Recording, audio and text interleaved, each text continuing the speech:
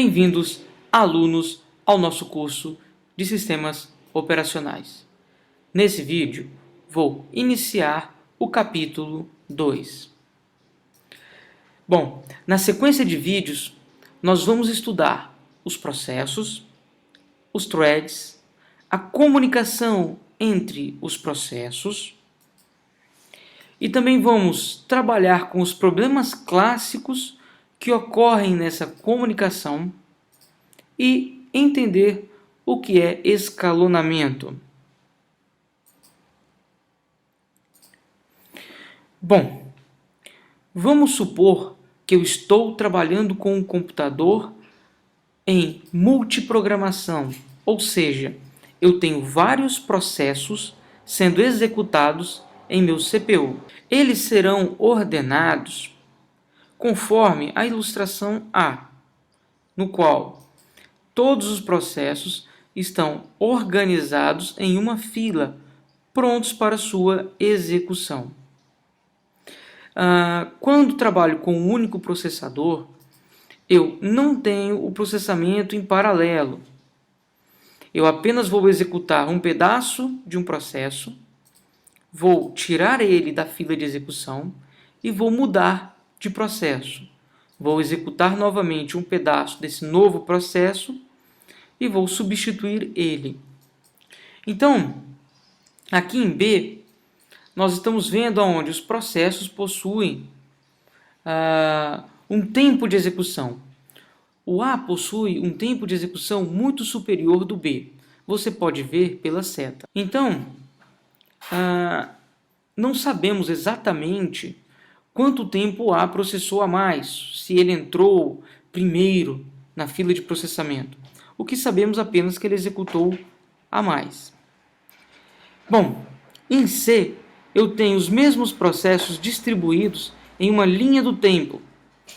Teoricamente, se eu estiver trabalhando com um modelo em que eu vou dar o mesmo tempo para todos os processos e esses processos não trabalham com dispositivos de entrada e saída, tecnicamente eles estariam dispostos, cada um com a sua fatia certa de tempo, na sequência correta. Mas vamos ver ao longo do nosso curso que isso não será possível. Tanta igualdade e homogeneidade. Criação de processos. Bom, processos nós vimos que são programas em execução, ou seja, eu tinha o programa na HD e ele passa a ser executado na memória principal. Bom, o que leva um programa a vir do HD ou pendrive, para a memória principal e ser executado como um processo? Bom, o início do sistema pode levar à criação de processos. Por exemplo, digamos que eu inicio o meu sistema, alguns softwares são carregados automaticamente. Software para próprio gerenciamento do sistema. Bom, ainda no 1, provendo serviços também aos usuários.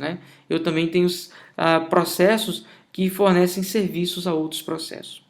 Bom, em 2, eu tenho a execução de chamada ao sistema de criação de processos. Então, por algum motivo, o sistema de criação de processos foi invocado e solicitou a execução de um processo. Em 3, solicitação do usuário para criar um novo processo. Ele foi lá no menu, iniciar programas, escolheu o seu programa e iniciou. Início de um job em lote, ou seja, eu tenho centenas de processos aguardando para ser executados em um lote. Eles vão subir e vão trabalhar em lotes.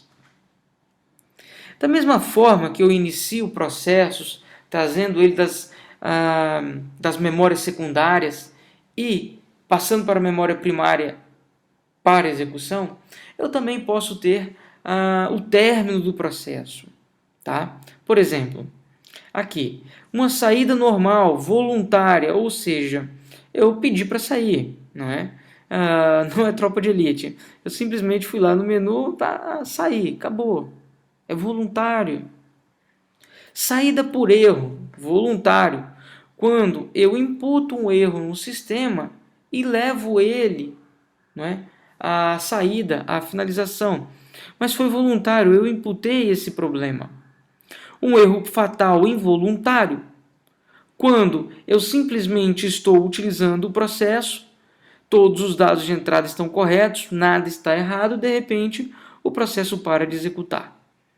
E o cancelamento por um outro processo. Tá? Então, de repente, eu tenho lá um antivírus e ele definiu que um processo é perigoso. Então, ele pode parar aquele processo. Tá? Então, paramos aqui no slide 4. No próximo vídeo, vamos iniciar no slide 5. Até lá!